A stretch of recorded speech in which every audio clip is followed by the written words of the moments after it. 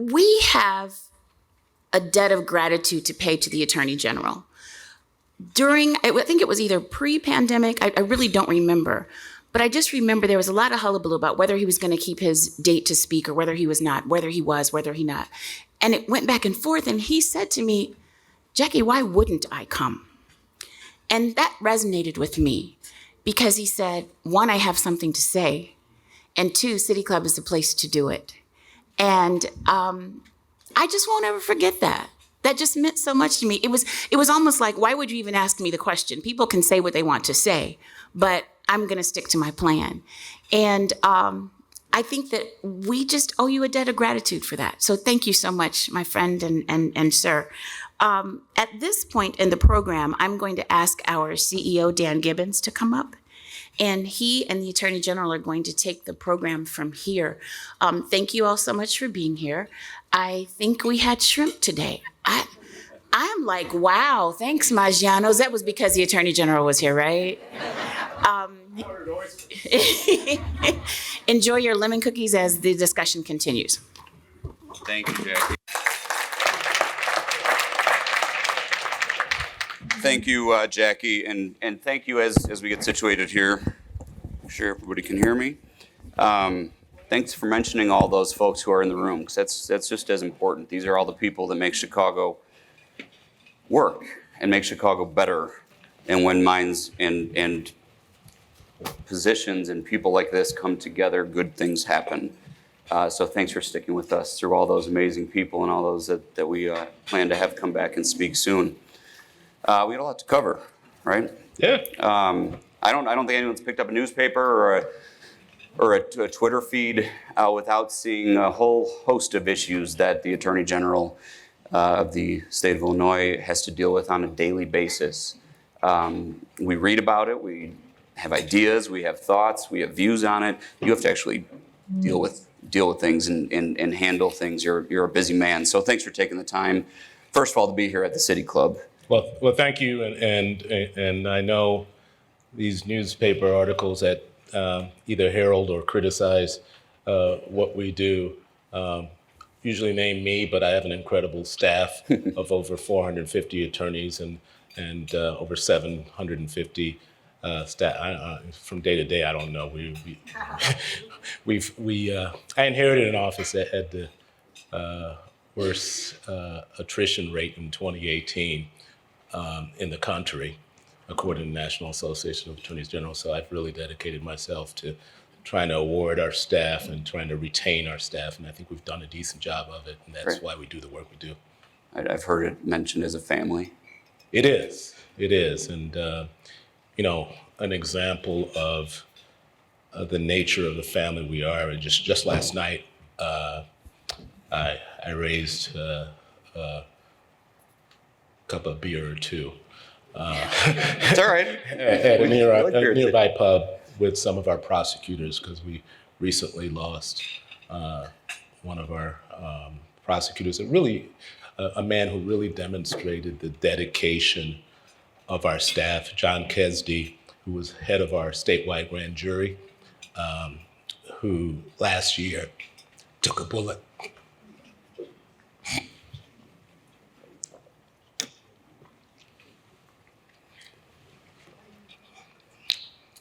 in Highland Park. And Tim Diamond, where are you, Tim? Tim Diamond is our deputy AG of criminal, called me that night. We were corresponding all day about our response. We had investigators on the scene. And Tim calls me and says, General, I neglected to see an email from John Kesdy, who said that he needed a day off because he was at a parade and somebody started shooting and he took a bullet to the elbow. His wife took shrapnel to the back. The two people right next to him were instantly killed. And the thing of note is he asked for a day off. Probably experienced the most traumatic occurrence of his life, but his dedication was demonstrated by asking for a day off. And unfortunately, he passed away a couple of weeks ago as a result of a bike accident after his retirement. And but he epitomized the dedication of our staff. Yeah. I'm sorry. I had heard about that a few weeks ago, and I'm so sorry to have to remember him without him being here, and that just makes everything so real, right? I mean, everyone here has been affected by something that we're going to talk about today. Yeah. Thank you for sharing his story, and I think it's worth a note that and Chief Snelling just came from Lieutenant Ward's funeral. Yeah. So we buried a firefighter today. It's a tough thing for a city, right? These are people that go out every day and don't know if they're going to come home. Yep. And you are here doing what you can to prevent so much of that and to support all of those folks. So thank you for that, and thanks everybody in the room for all the support of these first responders. And this week of September 11th just makes everything very real, right? So there's so many issues, and here's another example, and I'll lead into one of these issues, because this was made very real for me the other day. Trish Rooney, a great friend and civic leader here, had some folks at her home that were parents of mostly high school students, and we talked, heard from your friend Rose, and I don't know that I'll get into specifics about it, but her 15-year-old son committed suicide. And she has now dedicated her life to cyber crime. And here she is. here she is. So, She's coming from St. Ignatius, where she's working on it. coming from St. Ignatius. So what I was just mentioning was that I'd heard about your story and your son and the suicide that he unfortunately committed at 15 years of age after being cyberbullied.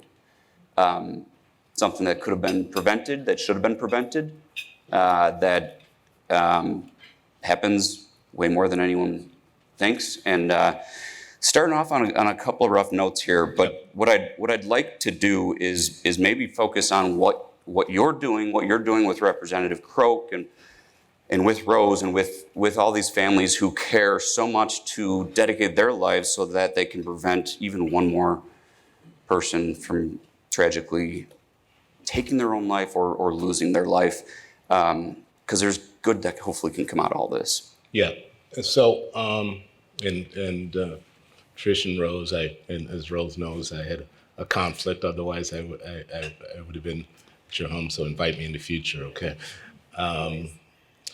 In this age of sort of political divisiveness, historically, the AG space was a space that was somewhat immune to the politics that divided Republicans and Democrats, and it has invaded our space a bit. But there's still some issues where it just makes sense, and no matter what where you are along the political continuum, that we work collectively on. And one of those issues is to try to save our children from the ills of online platforms that have impacted a generation negatively in so many ways, from the cyberbullying to sleep deprivation to lowering of self-esteem by use of the artificial intelligence that feeds people information that undermine their self-confidence, from trafficking of controlled substances on different platforms, and with the fentanyl problem that we have right now, it could be certainly deadly. And so Susan Ellis, who's here, who's chief of my consumer protection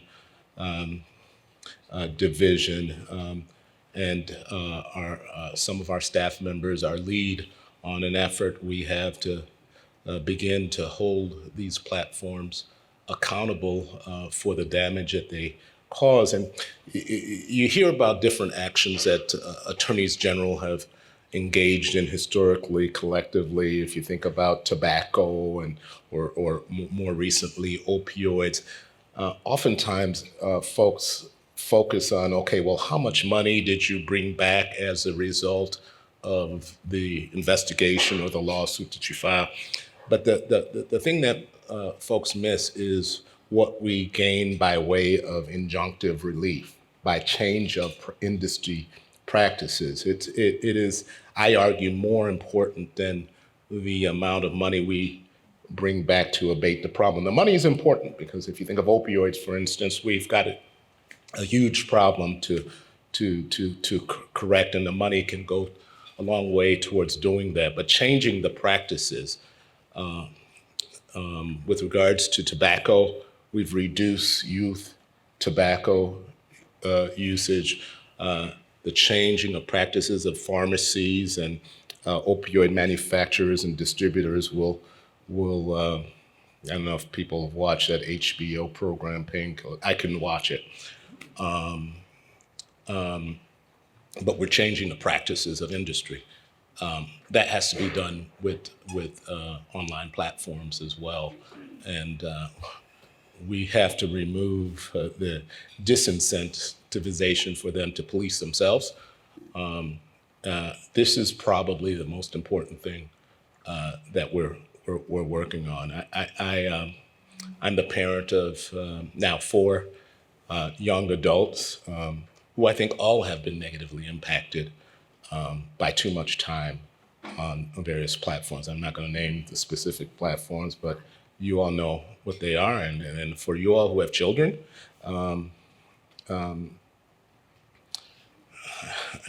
really, really encourage you not to allow these platforms or the video games to be a babysitter,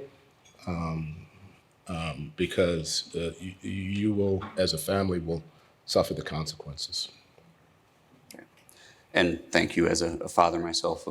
My guys are little, and hopefully some of what you're all doing will take effect by the time that can really play a factor. So thank you for all of those efforts. By the way, what I left out is we did a convening of most recently healthcare experts, folks from education, and others to discuss how we're going to try to tackle this. And Rose and Robin Rose were there to share the work that they've been doing on cyberbullying and the awareness that really we need to ring the bell on and really lift this up, because it's happening under all of our noses. Okay, on to another one, Chicago crime. So Irene Quest, and what I'm going to try to do is weave in questions, because we have a whole number of topics, and please, again, send up questions if you have them, and I'll try to weave them into this conversation.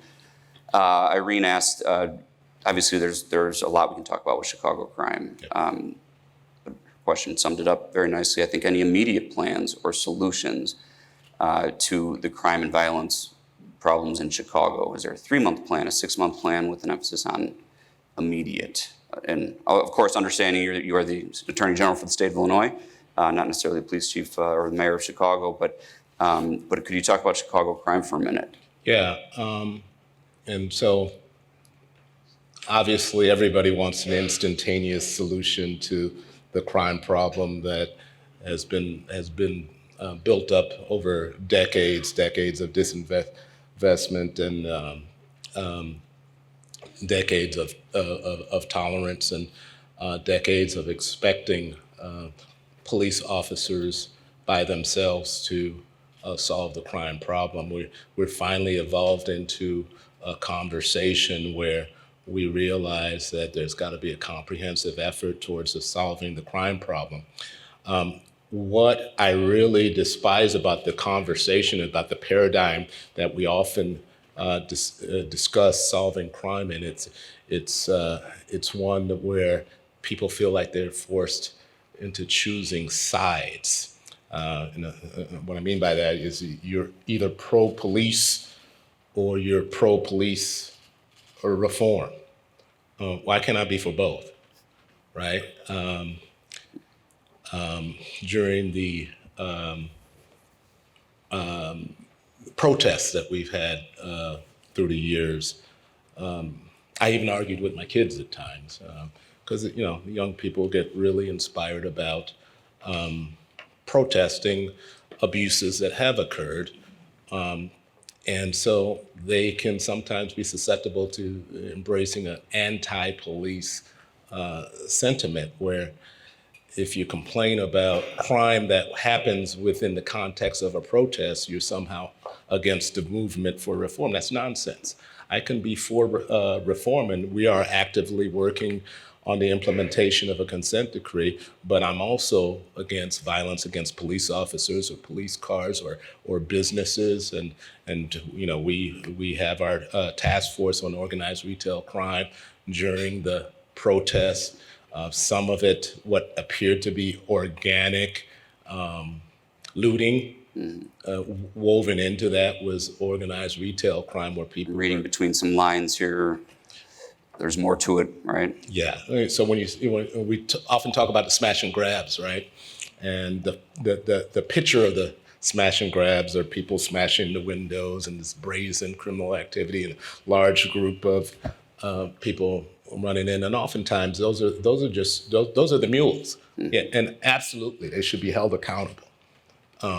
But what our effort is, and I've got Leo Schmitz and Brian Strokas, Leo Schmitz from Cook County Sheriff's Office and Brian Strokas from Oak Brook Police. We've partnered on efforts to solve the organized retail crime problem. And Lyle Evans, who's where's Lyle? He's somewhere over there, head of my investigations. We realize that this is far more organized than what media characterizes it. And media would like us to just focus on the low-level actor.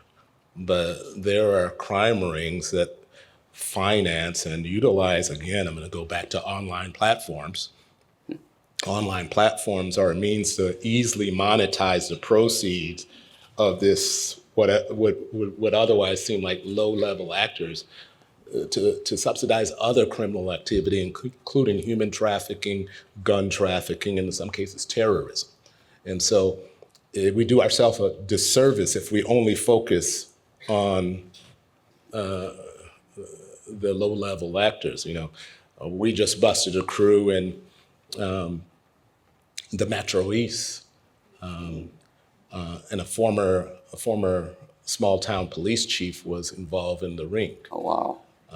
They were using meth to pay the people who were committing the crime. So it's important as we look at solving crime that we look at it holistically, and we don't just look at the low-level offenders. We look at the crime rings that are fueling those low-level offenders to act. I know the mayor was criticized for talking about young people, who not demonizing young people, and I share his sentiment there, but we have to concurrently talk about accountability, right? And so we can do both. It's not one or the other.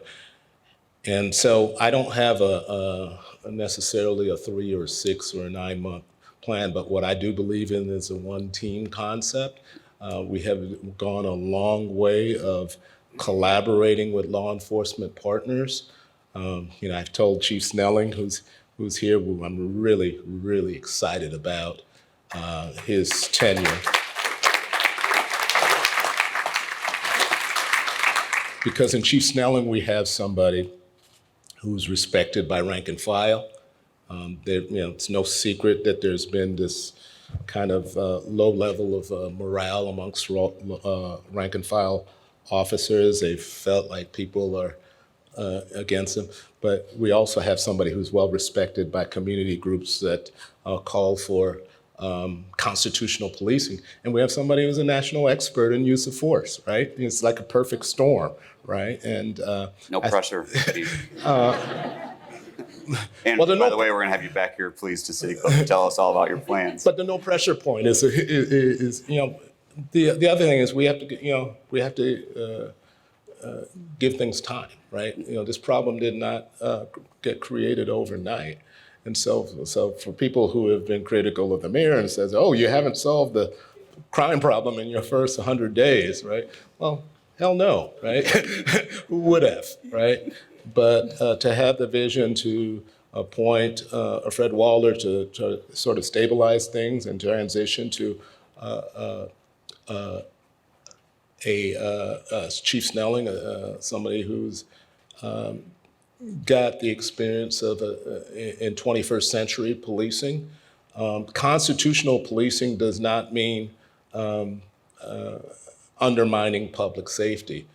I believe it's the opposite. And if we embrace like the one team concept and we embrace the notion of avoiding these false dichotomies, I think we can be successful. I was at a University of Chicago, where the University of Chicago Crime Lab is investing in training violence intervention leaders. And at the same time, they're investing in training police leaders. So they're doing both parts, right? It's not one or the other. And historically, we didn't even, we thought, we were talking about it the other day at University of Chicago, it was, oh, well, you talked about violence and intervention, you're talking about hug a thug, right? It's not a worthy in investment. Arnie Duncan, who's my point guard in high school, through Chicago Cred, and Eddie Bocanegra, who involved Ready Chicago, they're doing incredible work. And if we bring their work to scale, and at the same time, we support our law enforcement and relieve law enforcement of some of the duties that shouldn't have been their duties to begin with, we can win. But we can talk about accountability and investment in root causes at the same time. It's not one or the other. And again, lift up the good things that are happening, because there's so much, right? That is. I mean, thanks for mentioning University of Chicago, the crime lab. They do incredible work. We hear about it every now and then here. I forgot to mention the political, kind of slogan that's been thrown around: defund the police, right? Yeah. It's just, it was a bad slogan to begin with. That what the people who were speaking it really meant was doing a type of investment in community and solving root causes. But it's a bad slogan, that was easily used by people who wanted to and I'd like to say that, thanks to the members of the General Assembly for allowing us to pass the organized retail crime statute, but also giving us a grant program that we administer, that we're actually funding the police's efforts. And we did so with Oak Brook, where at Oak Brook Mall, they're about at 100% occupancy, and the shrinkage rate has gone down, and they've been apprehending people. And Cook County is supplementing the work of Chicago Police Department in our central You see that right around here. And so we funded some of their efforts.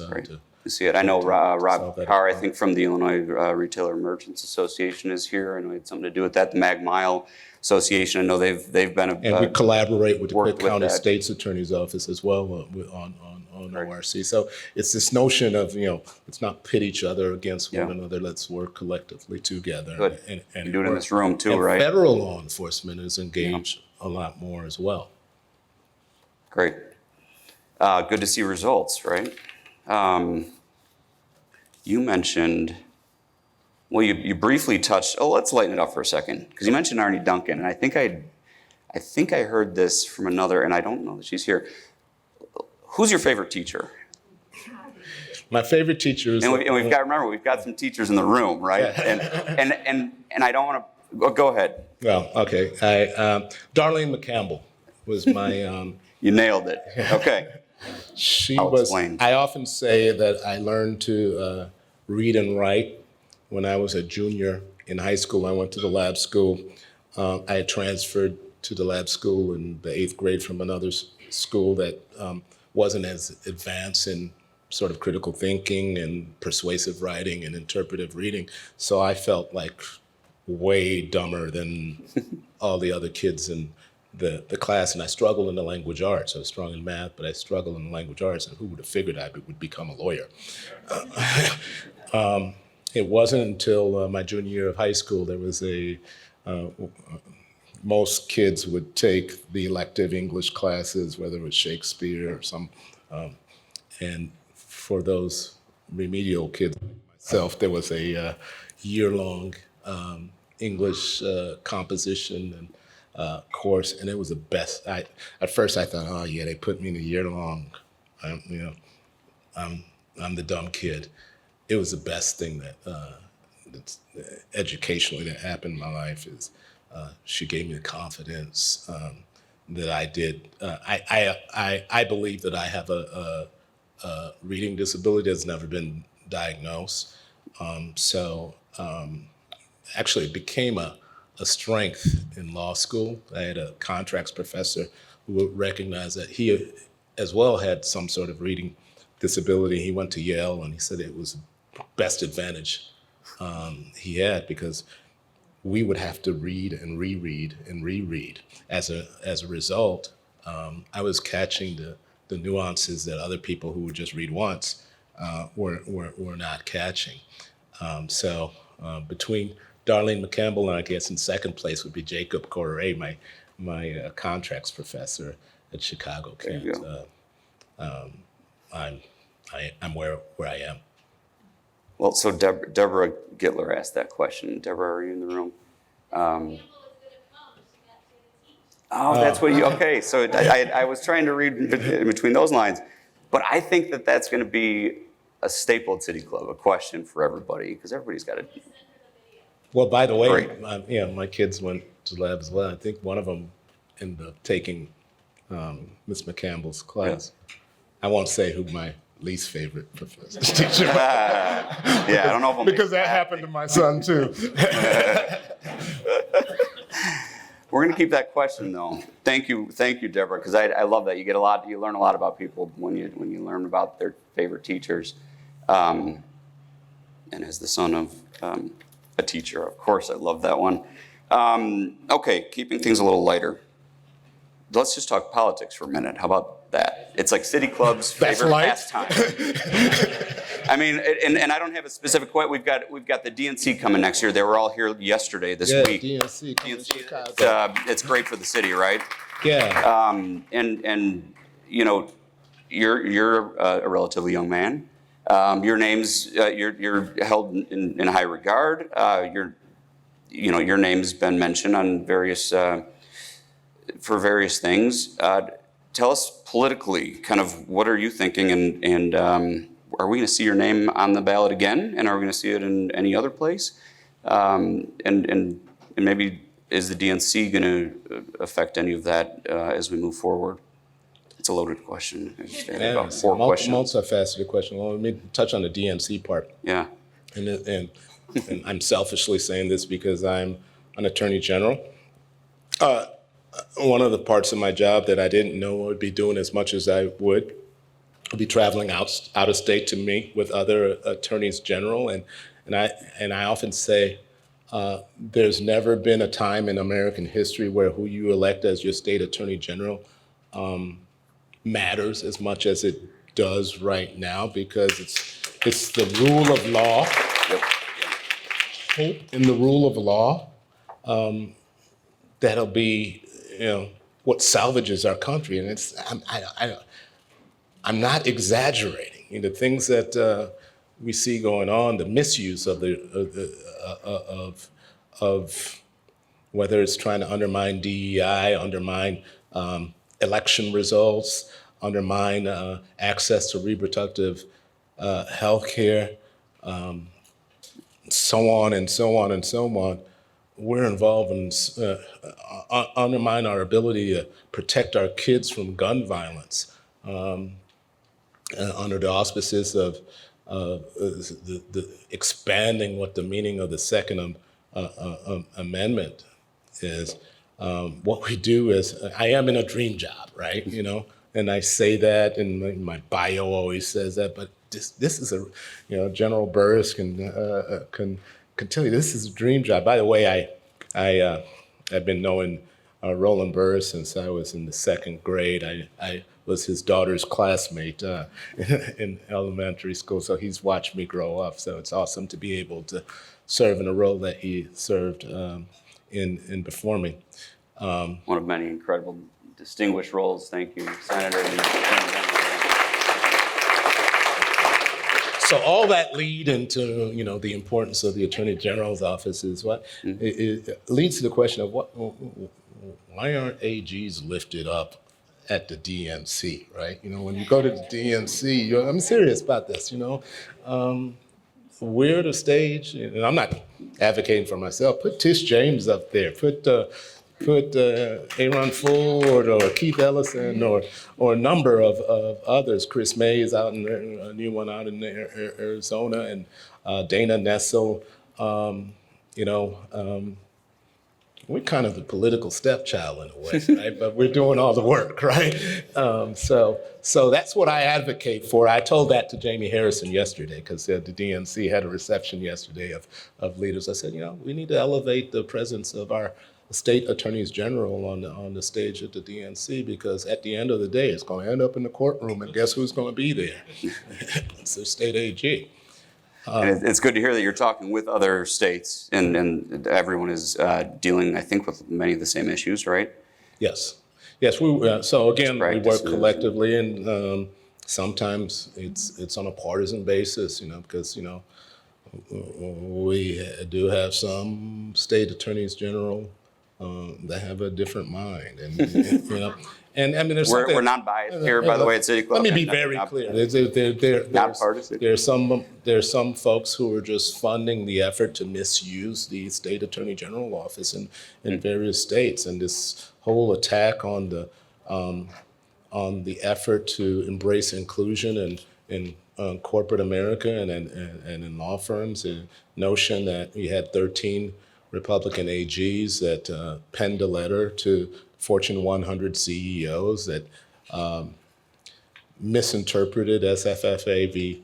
Harvard to indicate that you have to get rid of your DEI programs, mischaracterize some of the programs. And it's important to note that in their letter, they cloaked it in DEI generally, but the examples that they used were programs aimed at being inclusive of African Americans in either employment or contracting opportunities. So if you take the first level of cloaking off of there, it's just a racist letter. But to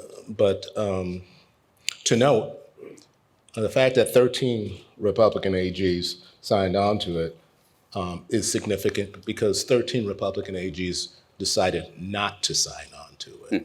And as was the case that I have an old friend who politically we're probably this far apart, but the former Attorney General of Idaho, Lawrence Wasden, who had served in that capacity for over 30 years, he was unseated in a primary last year because they targeted him because he refused to sign on to a lawsuit to try to overturn the elections in another state. He probably wanted a different result in those elections, but he had the integrity to say, this is wrong. And as a result,